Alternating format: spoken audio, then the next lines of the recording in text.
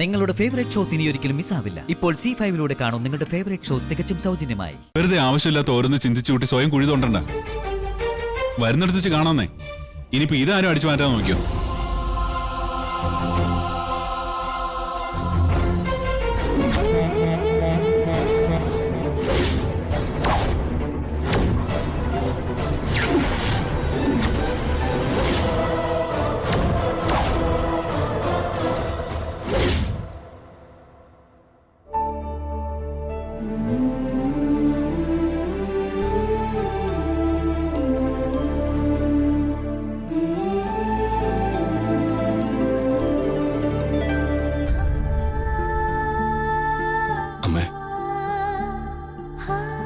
എനിക്ക് ആരോടും പറയാൻ പറ്റാത്ത കാര്യങ്ങൾ ഞാൻ എൻ്റെ അമ്മയോട് ഏറ്റു പറയാറ്.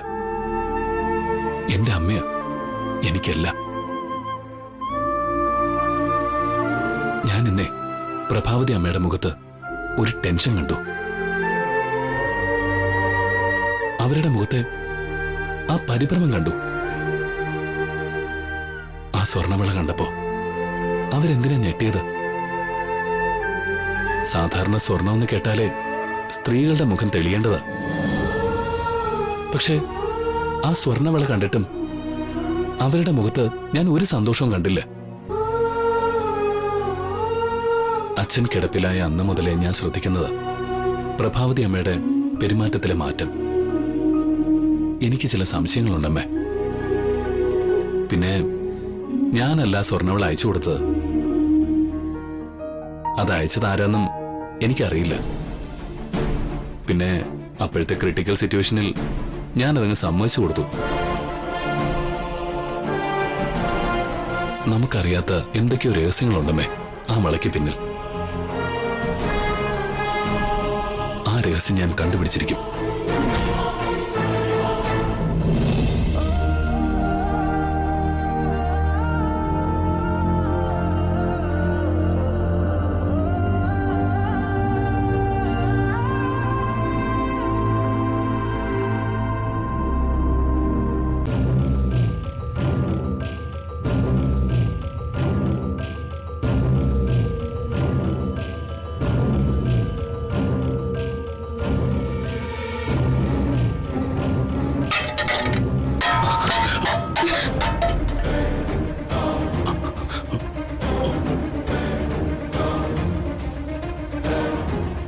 എന്താ ഇവിടെ?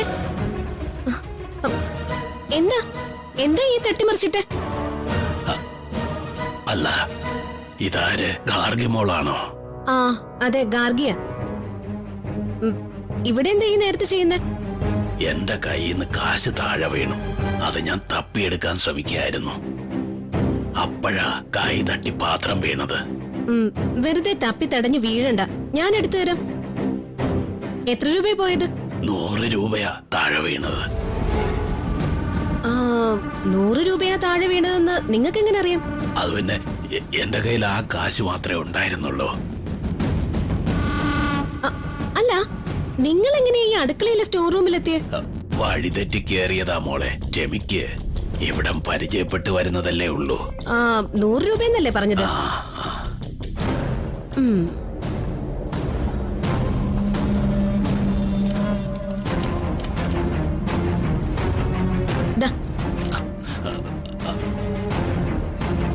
താഴെ കിടന്ന് 100 രൂപ.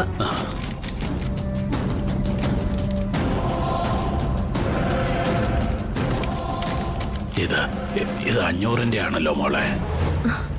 നോട്ടിന്റെ വലിപ്പം വച്ചാ ഞങ്ങള് മൂല്യം അളക്കുന്നത്. സാരമില്ല, അത് കയ്യിലിരിക്കട്ടെ. മോളെ ദൈവം അനുഗ്രഹിക്കട്ടെ. ഇങ്ങനെ ഒരു നല്ല മനസ്സ് ഇക്കാലത്ത് ആർക്കും കാണില്ല. ഇനി ഇവിടെ നിന്ന് ഇങ്ങനെ ചുറ്റി തിരിയണ്ട, റൂമിലേക്ക് പൊയ്ക്കോ. അല്ലെങ്കിൽ ഞാൻ കൊണ്ടാക്കി തരാം. വാ.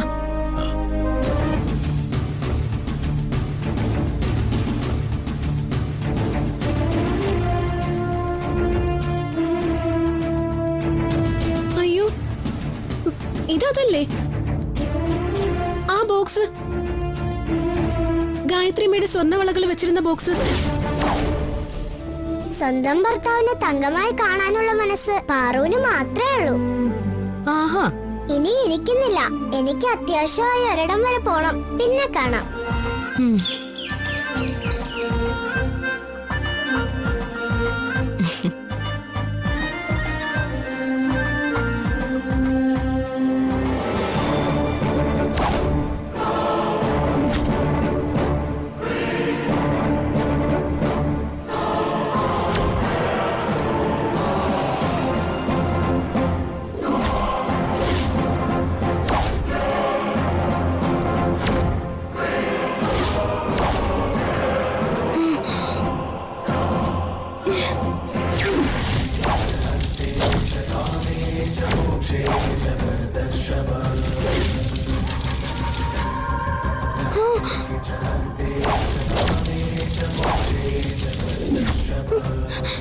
ഉദയനൂരമ്മേ, അഗ്നിയാണല്ലോ കണ്ടത്. അതെവിടെയായിരിക്കും? എന്റെ ദേവി, ആപത്തൊന്നും വരുത്തല്ലേ. പാർവതി, ദൈവമേ, ദൈവമേ, ഞാൻ കണ്ടു. ദൈവമേ, ഞാൻ ഇപ്പൊ കണ്ടു വലിയൊരു തീപിടുത്തം. എവിടെ നോക്കിയാലും ആളി എരിയുന്ന അഗ്നി. എവിടെയാണ് തീപിടുത്തം ഉണ്ടായതെന്നോ ആർക്കാണ് അപകടം സംഭവിക്കാൻ പോകുന്നതെന്നോ അറിയില്ല ദൈവമേ. പാർവതി, എന്തോ വലിയ ആപത്ത് വരാനുള്ള സൂചനയാണ്. അതെന്താണെന്നും എവിടെയാണെന്നും നമുക്കറിയില്ലല്ലോ മോളെ. ഏതായാലും ഒരു കുടുംബത്തിലാവും അത് സംഭവിക്കുക. നമുക്ക് കാത്തിരുന്ന് കാണാം. അത് പറ്റില്ല ദൈവമേ, നമുക്ക് ആ കുടുംബത്തെ രക്ഷിക്കണം. ജാസ്മിനുമായുള്ള വിവാഹത്തിന്റെ അന്ന് വിശാൽ സാറിന് അപകടം സംഭവിച്ചതുപോലെ ഇനി ഒരിക്കലും അപകടം സംഭവിക്കാൻ പാടില്ല ദൈവമേ. എന്തെങ്കിലും അറിയാമെങ്കിൽ എന്നോട് ദയവായിട്ടൊന്ന് പറയോ?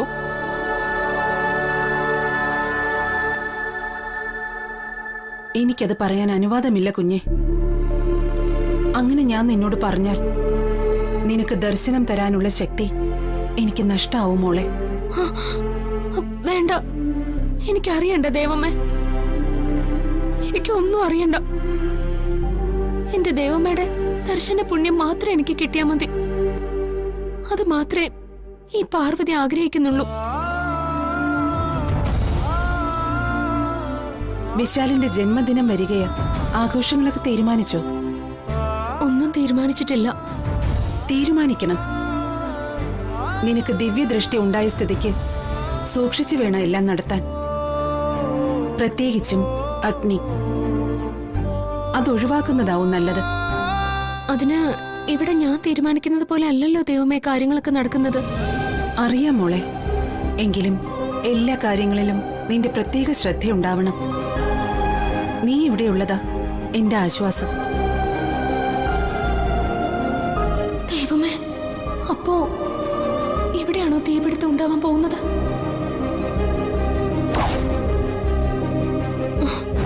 ദൈവമേ, ദൈവമേ, ദൈവമേ.